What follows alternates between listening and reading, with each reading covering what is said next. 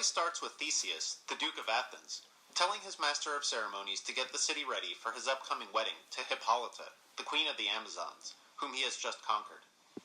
Aegeus, a nobleman, complains to Theseus because his daughter, Hermia, insists on loving Lysander instead of Demetrius, the man he wants her to marry. Hermia says she can't marry Demetrius. She'd rather die than marry anyone but Lysander. Lysander points out that Demetrius used to like another woman, named Helena, who's still in love with him.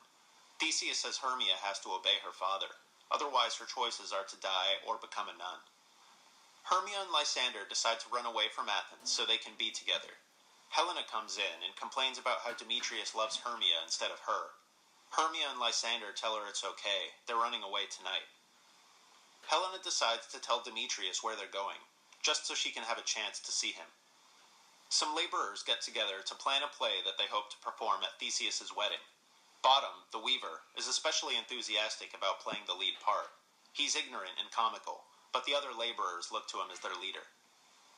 In the forest, Oberon and Titania, the king and queen of the fairies, are having a fight because Oberon wants Titania to give him a changeling boy, and she won't do it. A changeling is a child that the fairies have stolen and replaced with a fake child.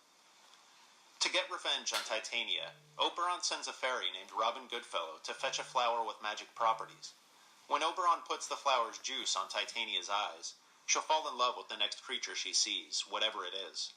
Robin is a type of mischievous fairy called a Puck. His name is not Puck.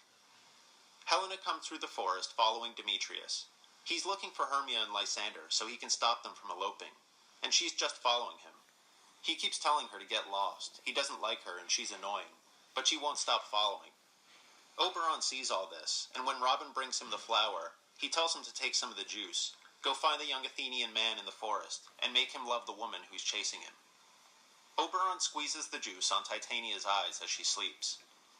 Hermia and Lysander come in and lie down to sleep a little apart from each other.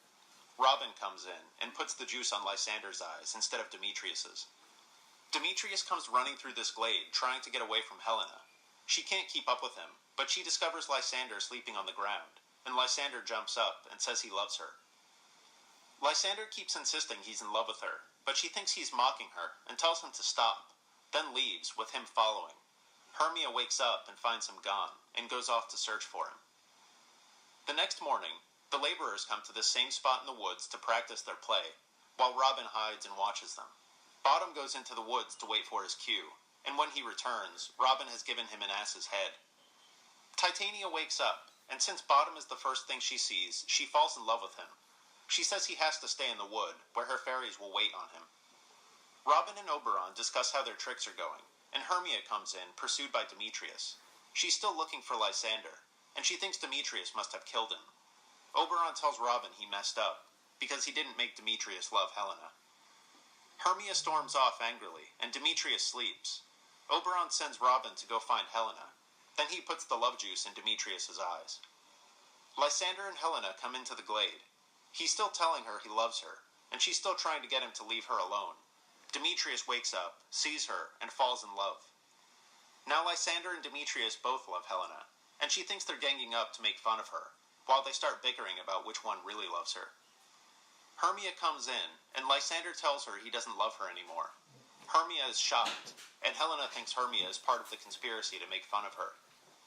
Hermia gets angry at Helena for stealing her man, and Lysander holds Hermia back so she can't attack Helena. Then Demetrius and Lysander decide they have to settle things in a duel. They wind up going off into the forest to find a place to fight, and Helena runs away from Hermia because she's afraid of her, and Hermia wanders off too. Oberon tells Robin to fix what he's done, so he imitates Demetrius's and Lysander's voices to lead them apart in the wood until they're hopelessly lost, and they lie down to sleep. By this point, they're near each other, but don't know it. He leads Helena and Hermia into the same spot too, so they all sleep.